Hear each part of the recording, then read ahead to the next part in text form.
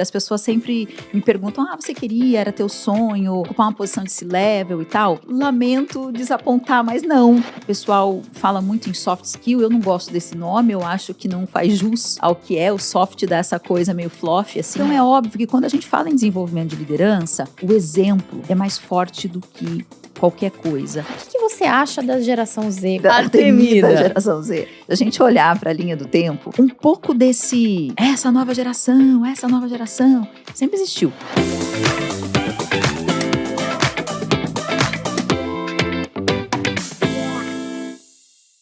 Bom, gente, bem-vindos ao Pode Liderar Podcast. Um podcast sobre desenvolvimento humano, liderança, com muitas figuras inspiradoras para mim. São conversas que eu tenho no dia a dia e que eu trago, né, para esse podcast para multiplicar esse tipo de conhecimento, porque é muita gente demais, sabe, que conhece de conceitos e que pode agregar no tema. Essa é a segunda temporada e eu fico muito feliz que o primeiro episódio da segunda temporada tem a Márcia Baena, que eu vou pedir para ela se apresentar, mas antes, só explicar para vocês, a Márcia, ela foi uma das pessoas que no começo da minha carreira me contratou, e ela foi assim, eu fico arrepiada, porque ela foi muito, muito, muito importante para mim. Então não é à toa que é uma das lideranças, para mim, referência, que eu queria muito que vocês ouvissem, tá? Márcia, obrigada, bem-vinda. Obrigada eu pelo convite, eu que agradeço um monte de poder estar aqui com você, uma alegria te reencontrar. A gente estava falando antes do oficial, depois de tanto tempo, que 13 anos, 14 anos, alguma coisa assim. Um reencontro que também me fez muito feliz, né? Porque acho que foi uma história super, super bacana aí que a gente viveu juntas, embora curta, bastante intensa e bastante marcante. Tenho certeza que vai ser um papo descontraído, um papo à vontade, para a gente falar sobre os dilemas aí do nosso dia a dia. Exato. E a Márcia, gente, eu acho que ela se apresenta rapidinho pra gente, Márcia, mas a Márcia, ela foi diretora de recursos humanos pro Burger King. Antes disso, ela trabalhava no Grupo Pão de Açúcar, que foi onde, né, a gente trabalhou juntas. E ela é investidora anjo, ela é envolvida com várias empreendedoras mulheres, ela tem, uma presença nesse mundo, né, de RH, de liderança, de empreendedorismo, assim, bem, bem interessante, bem, bem legal. Obrigada. Se eu tiver que me apresentar rapidamente, eu sou uma executiva na área de gestão, tive a oportunidade de trabalhar em diversas empresas, diversos segmentos. Meu ciclo mais recente foi no Burger King, que na verdade agora se chama Zamp, né? Então eu ajudei a construir a companhia nos últimos 12 anos, que foi o tempo que eu fiquei lá. Eu conto para o pessoal, eu era colaboradora número 20, deixei a companhia com mais de 15 mil pessoas, 4 bi de faturamento, 1.000 lojas, então foi uma super jornada. Mas antes eu também trabalhei no Grupo Pão de Açúcar, eu trabalhei na Cargill, pela Seara Alimentos, eu trabalhei na América Latina Logística, ALL, que agora é a Rumo, e comecei minha carreira no Sesc. Eu sou paranaense, minha formação é em psicologia, e eu acho que uma coisa que eu gosto muito de falar de mim é que, assim, eu sou uma pessoa que acredita muito no poder de transformação que o trabalho tem na vida de uma pessoa, porque eu vi a minha história de vida sendo transformada pelo trabalho, né? Nossa. E óbvio que nessa jornada eu fui me envolvendo com outras coisas, como você falou hoje, eu atuo muito com mentoria, óbvio eu tenho minha carreira executiva também, mas eu atuo muito com mentoria, eu tenho ensaiado meus passos aí nesse mundo de investimento, como investidora anjo, né? E tenho ampliado a minha contribuição para além da função executiva, acho que também em comitês de pessoas, governança, que são temáticas todas que estão ali no ecossistema da cultura da organização, né? Que acho que é onde eu melhor navego e melhor posso contribuir. Vocês veem, né? É uma jornada muito rica, sobre liderança, desenvolvimento humano, investimento. E aí, com isso, eu queria pedir para você falar um pouquinho para a gente vai conversar aqui o tema, né, de liderança, de desenvolvimento de lideranças, e a gente vai falar um pouquinho também sobre como é liderar a geração Z, né? A gente tem visto muita reação, né, das pessoas hoje em dia, da nossa geração, né, sobre a geração Z, sobre as dificuldades, as dores e os amores, né, de você ter uma geração Z. E esse é um tema também que a gente vai conversar bastante aqui. Agora, antes de chegar na geração Z, Queria saber o que foram os passos mais importantes para você chegar no seu estilo de gestão, de liderança. Você falou muito de transformação, né? Eu queria te perguntar sobre isso. Tá. Bom, acho que quando a gente olha para trás, a gente acaba enxergando com maior clareza o que aconteceu, embora ali no calor do momento, na época que está acontecendo, você não junta muitos passos, né? Então, acho que a primeira coisa, assim, quando penso em carreira, as pessoas sempre me perguntam, você queria, era teu sonho, ocupar uma posição de C-level e tal? E aí eu lamento desapontar, mas não, assim, nunca foi lá atrás, quando eu penso nisso da minha carreira, nunca foi minha ambição, sabe? Assim, eu quero ser uma CEO, eu quero ser uma vice-presidente. Isso nunca esteve na minha ambição. Eu fui passando a querer na medida que a jornada foi acontecendo e que eu fui descobrindo que eu podia mais do que eu pensava, né? A minha ambição sempre foi sobreviver do meu trabalho. Eu trabalhava para isso. Eu quero sobreviver do meu trabalho, quero ter a minha independência financeira. E o meu segundo objetivo sempre foi ter uma reputação. Uma reputação positiva, que quando as pessoas pensassem em um determinado tema, como, por exemplo, cultura organizacional, lembrasse de mim, né? E com isso as coisas foram acontecendo. Eu acho que, primeira coisa, eu tive a sorte, porque acho que às vezes a sorte entra também, embora eu acredite mais na influência que a gente tem no destino, mas a sorte de ter boas escolas, bons professores, né, bons líderes, principalmente naquele início de carreira, quando você está definindo a sua identidade profissional. E essas lideranças, elas me ensinaram uma coisa, que eu precisava abraçar as oportunidades. Que eu não podia ter medo de abraçar as oportunidades, que eu tinha que ter coragem para abraçar o que viesse. E eu fiz isso ao longo da minha vida. E com isso, eu me mudei muito, me mudei de cidade, me mudei de estado, me mudei de segmento, mudei de empresa, e fui, de novo, me transformando. Então, muitas das coisas que eu fui fazendo pela primeira vez na minha vida, fui fazendo pelo trabalho, né? E com isso fui descobrindo outras oportunidades. Então, acho que o papel desse líder que a gente tem no início de carreira, ele reverbera por muito tempo. Acho que essa é uma primeira coisa. Obviamente que depois, ao longo do caminho, teve também preparo. Muito preparo. Então, tem o preparo da hard skill, né? Você tem que... A minha formação é em psicologia, eu estou numa carreira executiva, então, obviamente, que você tem que fechar gaps, que você tem que entender de negócio, né? Porque você não faz a área de pessoas sem entender de negócio. Você tem que virar amiga dos números, né? Porque no mundo corporativo você tem que saber mensurar. Então, tem o preparo da hard skill. Mas mais importante que a hard skill é o preparo do core skill, né? O pessoal fala muito em soft skill, eu não gosto desse nome, eu acho que não faz jus ao que é o soft dessa coisa meio fluffy, assim, eu acho que é um core skill, né? E nesse core skill, para mim, uma dobradinha sempre fez muito sentido, assim, e sempre ecoou muito forte dentro de mim, que é convicção e coragem. Convicção de falar o que ninguém mais está tendo coragem para falar. Então, por isso que elas estão sempre juntas ali, convicção e coragem, né?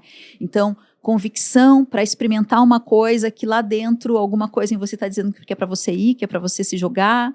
Coragem de abraçar esse desconhecido ou de abraçar um novo desafio, de erguer a mão e dizer eu discordo. Coragem de trazer uma notícia ruim, porque às vezes, muitas vezes, a gente tem que trazer notícias ruins para uma mesa. Então, esse aspecto também, né, de um jeito de ser, foi me ajudando muito na medida que ele foi sendo fortalecido. E é claro que a gente sabe que a gente não faz nada sozinho, né, sozinha, não existe isso. E eu acho que daí aqui eu tenho um superpoder, que é escolher bem minhas parcerias. Seja essa parceria na minha vida pessoal, porque não tem como você fazer uma carreira de sucesso, uma carreira bem-sucedida, se você não tem com você pessoas que te apoiam. E as minhas parcerias profissionais, na hora de escolher um time, na hora de escolher as empresas em que eu ia trabalhar, e na hora de escolher os meus parceiros, né? Então, eu acho que é um combinado de boa modelagem, preparo técnico e humano, e se rodear de gente boa, né? Então, acho que essas coisas é que contribuíram muito na minha jornada e que fizeram toda a diferença. Verdade.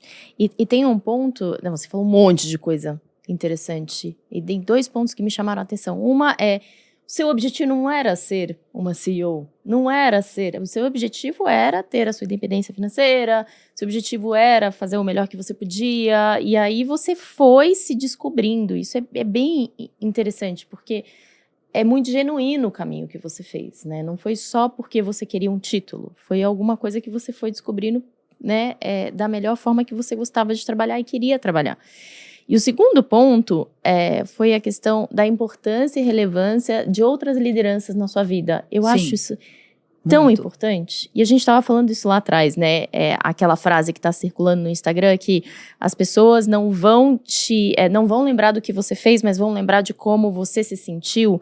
Essas pessoas provavelmente fizeram, né? Te impactaram muito a ponto de ser uma referência, de ser, de ter te ensinado, às vezes, o que fazer e às vezes o que não fazer. Não fazer, claro. As duas coisas. Exato. Eu já tive os dois. Eu já tive você, foi uma que me ensinou o que fazer. Eu depois tive, antes disso, enfim, em algum momento eu tive uma que falou que eu já entendi isso, eu não devo fazer. Essas, para mim, são referências super importantes.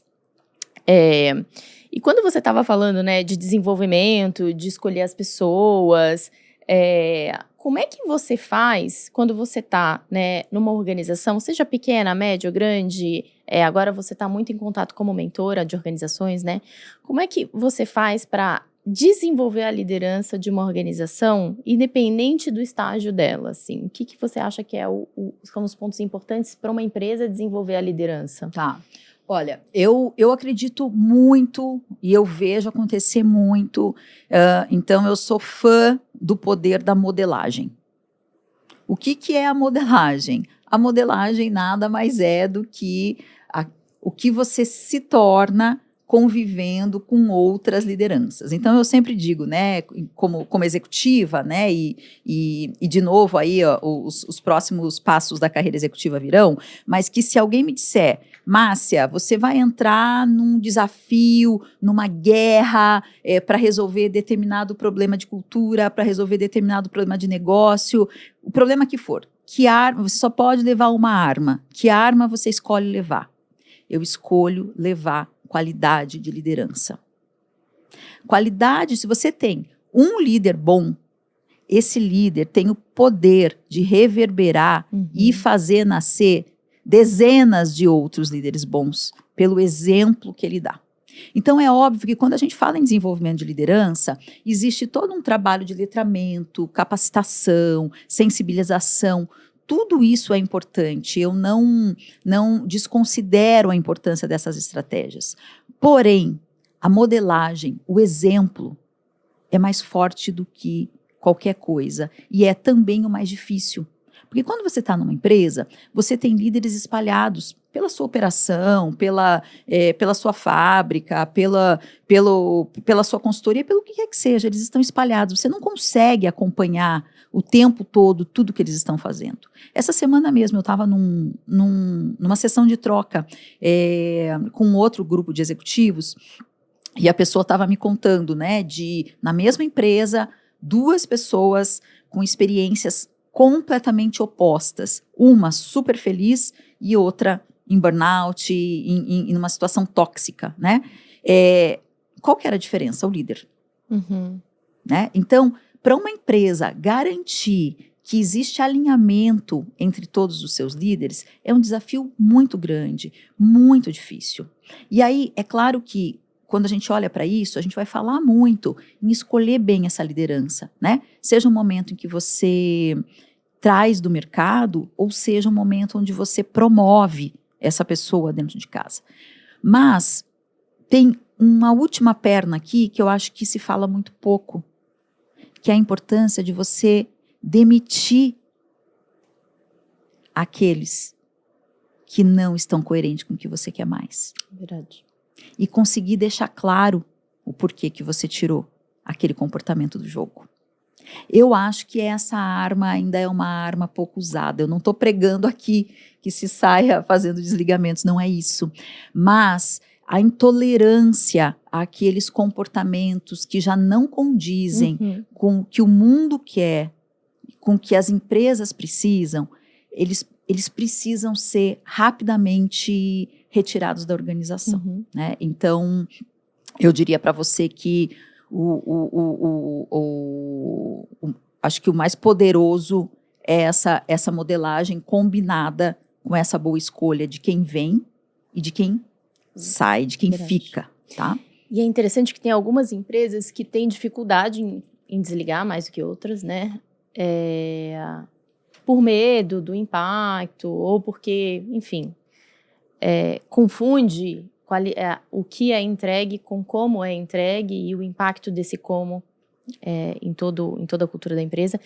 Mas até essas empresas, quando fazem uma decisão por desligamento e conseguem explicar, evidenciar, dá um alívio em quem fica. Sim. Né? Eu não tenho nenhum caso em específico para falar, nenhuma pesquisa em específico para citar, mas eu vivi isso na prática, nas empresas. Assim, as pessoas, às vezes, ninguém fala sobre isso. As pessoas têm medo de desligar, às vezes.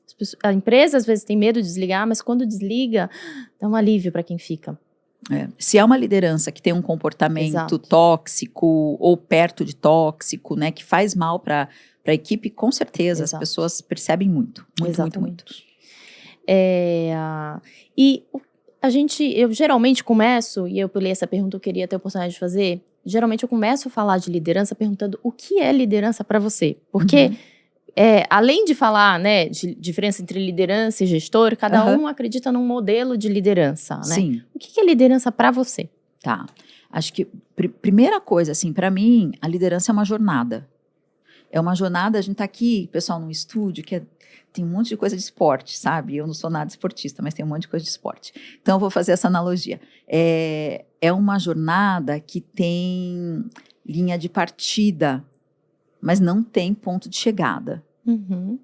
É uma jornada contínua.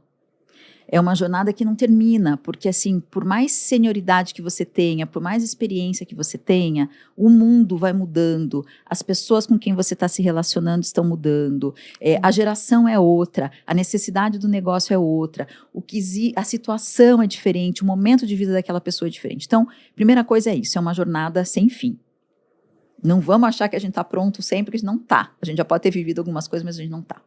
Eu gosto muito daquela perspectiva que o Simon Sinek traz, que você se torna líder quando você escolhe ajudar pessoas a crescerem e não números a crescerem. Uhum.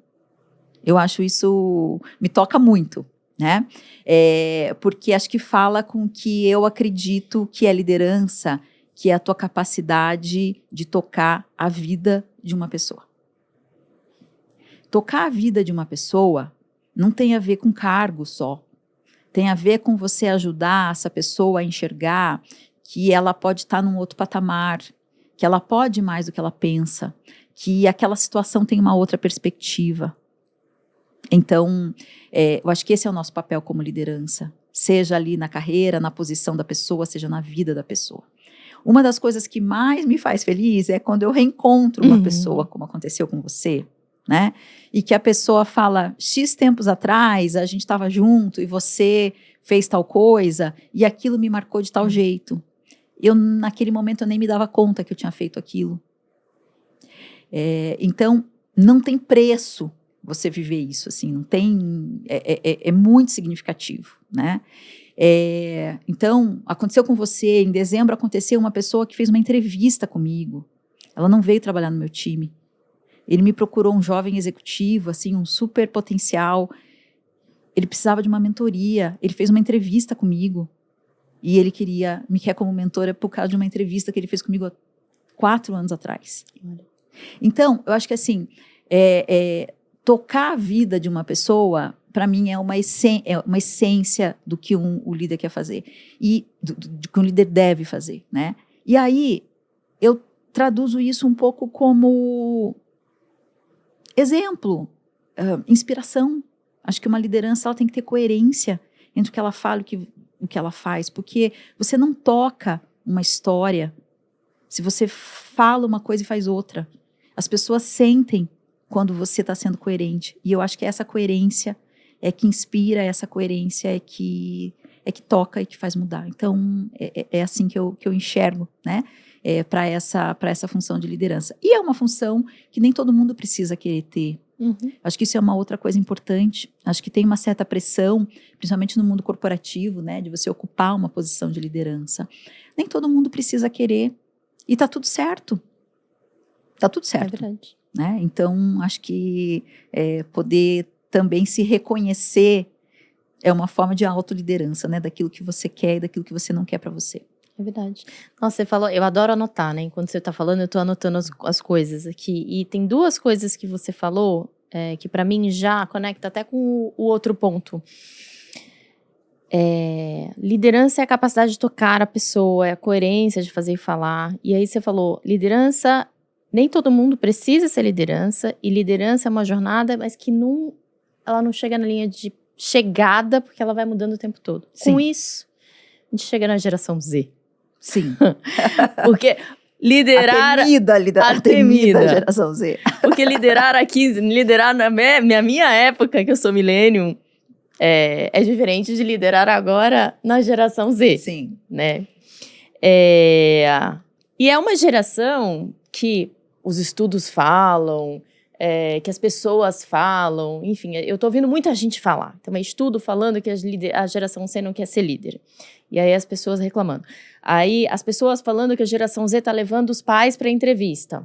Uhum. Eu vi isso num grupo de discussão no Brasil também, Sim. não é só dado de pesquisa. Então eu ouço um monte de coisa, só que hoje eu não estou dentro de uma empresa para saber como é liderar uma geração Z. Então não tenho muita propriedade de causa prática.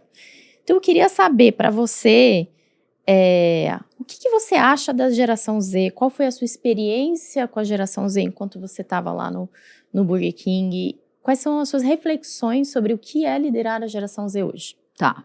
Bom, acho que, primeira coisa, alguns contextos, né? Obviamente, eu não sou uma especialista nesse tema, né?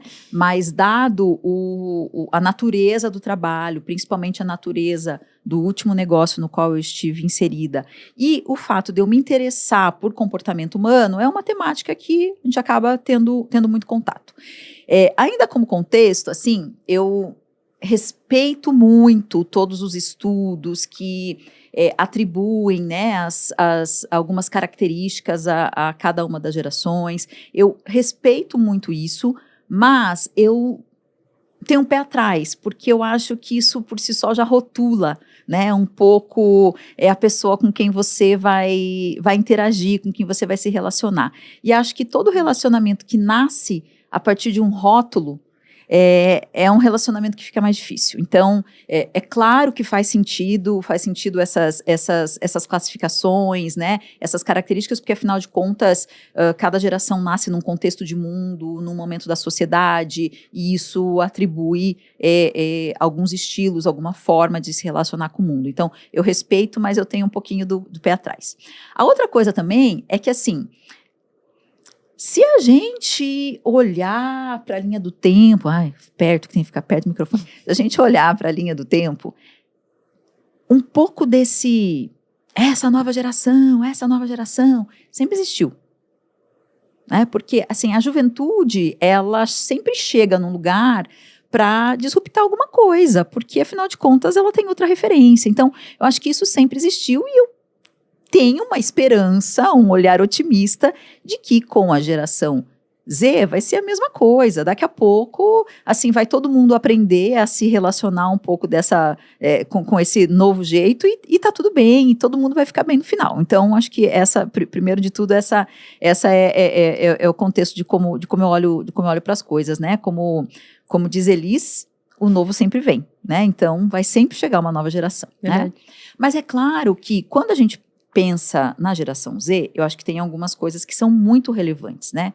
É a primeira geração nativa digital a chegar no mercado de trabalho. Geração anterior, ela era migrante digital, né? Mas ela não era nativa digital. E a gente sabe, né, que isso altera a formação cognitiva das pessoas, né? É uma geração que tem uma outra estrutura cognitiva, vários estudos mostram isso. Então, isso não é alguma coisa para se jogar fora, né?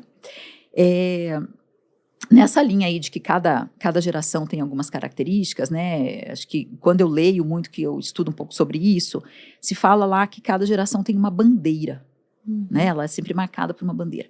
E a geração Z, é marcado por uma bandeira mega complexa, que é a bandeira da equidade humana.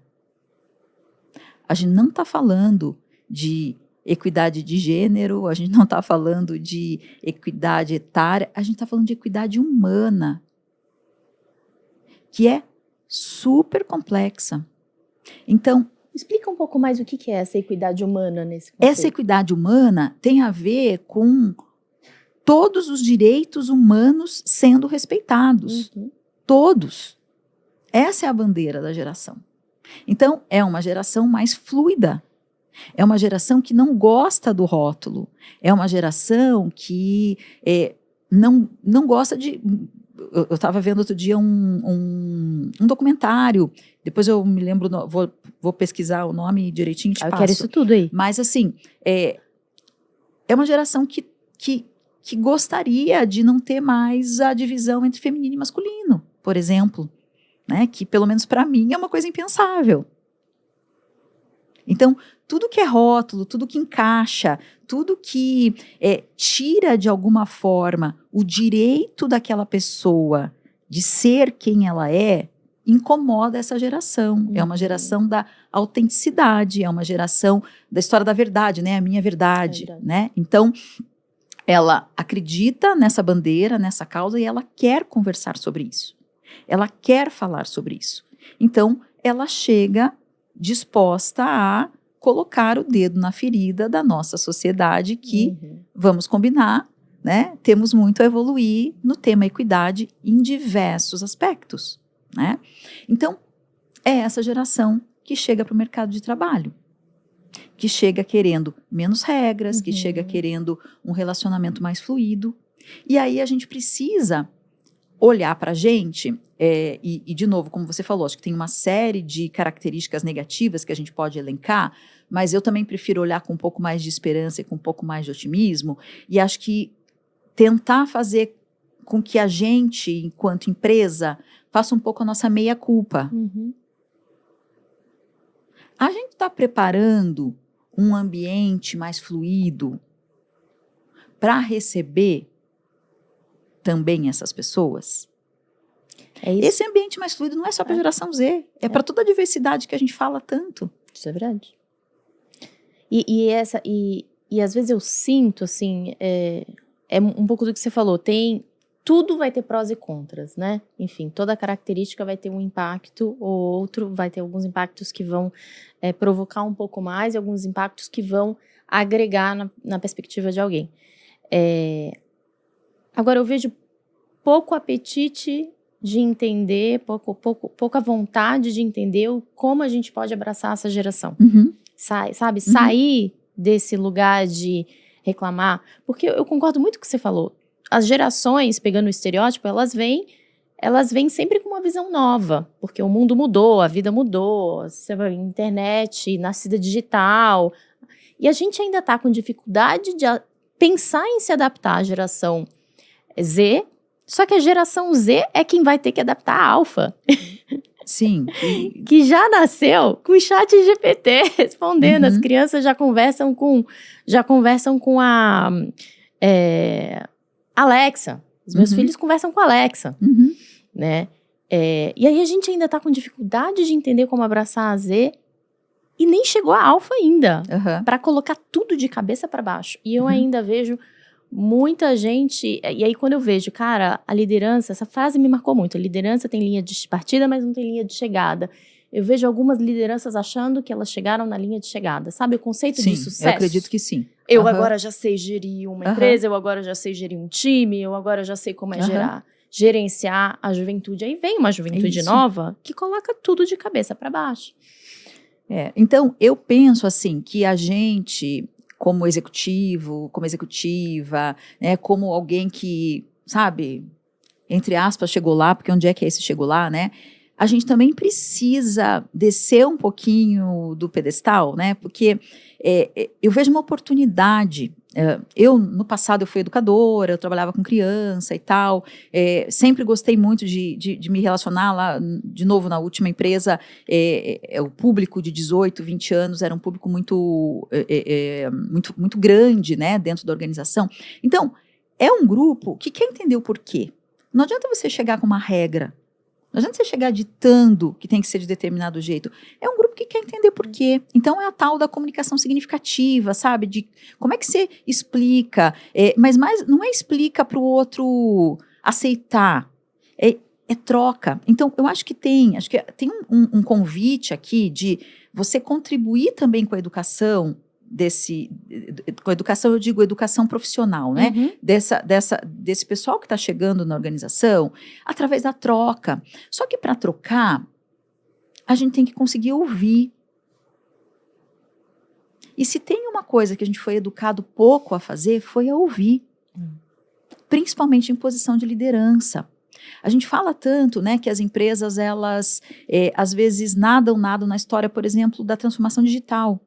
E elas não conseguem fazer isso por causa do mindset, né? Porque domina o comando e controle. Então, será que não é um convite? Será que não é uma geração que nos dá a oportunidade de fazer a tal da co-construção? Por que a gente não pode também se aproximar? Por que a gente não pode trocar?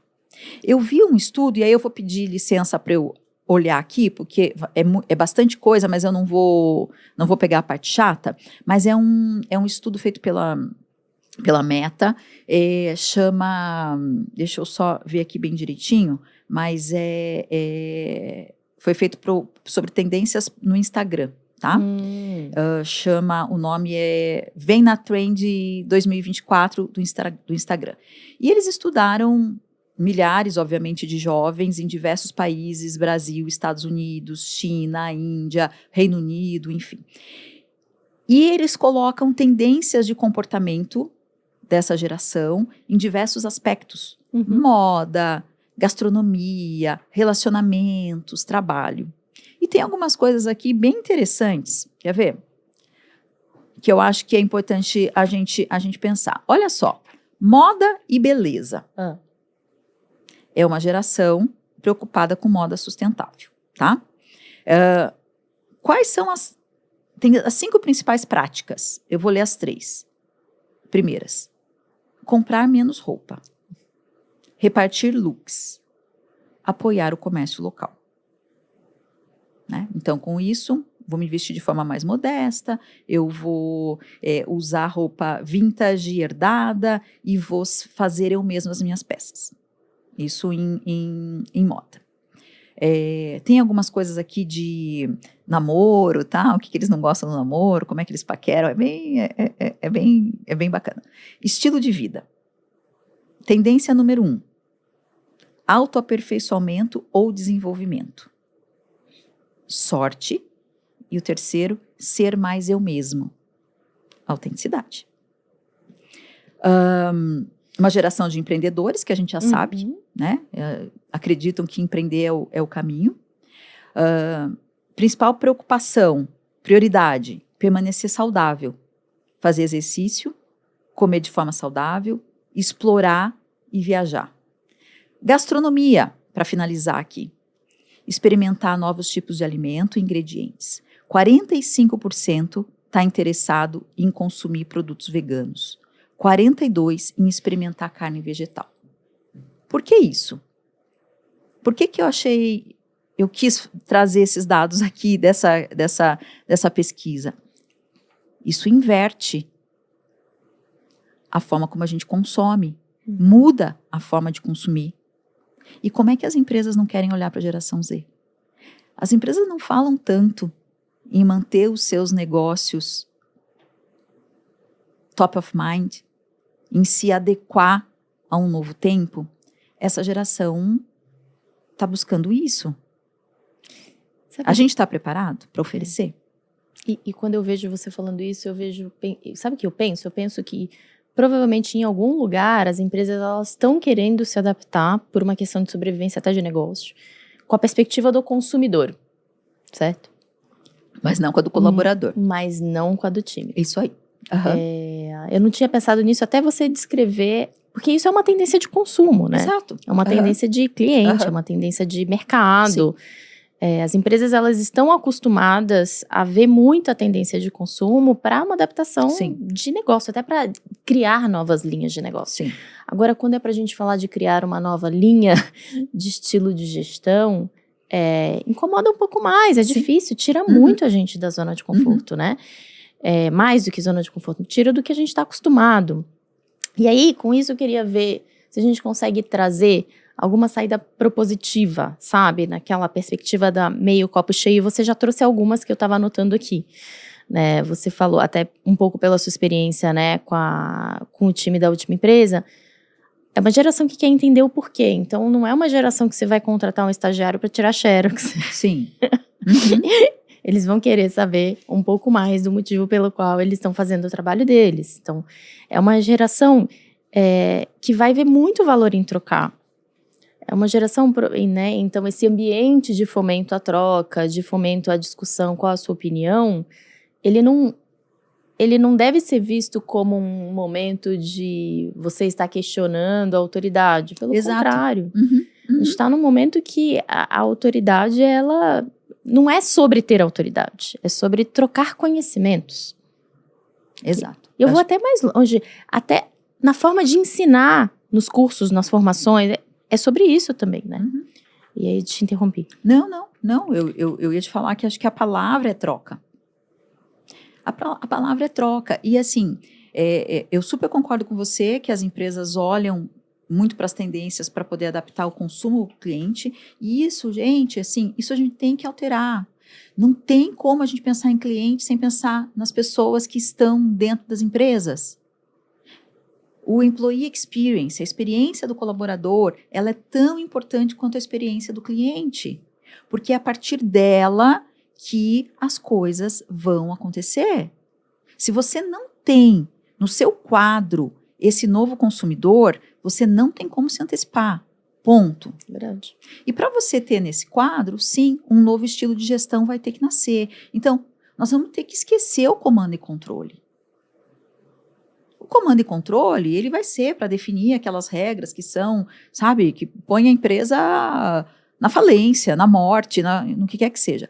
Mas a gente vai ter que aprender a dialogar mais do que a gente aprendeu até aqui. E trocar é saber que a gente está de igual para igual. Uhum. Porque se entrar na conversa entendendo que eu estou entrando ali para convencer e não para entender, e sair com uma terceira solução, um terceiro ponto de vista, não vai ter jeito. Então, eu acredito que, como lideranças, nós precisamos desenvolver duas coisas importantes, assim. A escuta, que acho que eu falei um pouquinho antes, numa das outras perguntas, mas escuta mesmo, né? Não é escuta para se defender, é escuta para entender. E a outra coisa, que é uma palavra bem da moda, mas que eu acho que ela é capaz de fazer muita diferença, é a tal da ambidestria.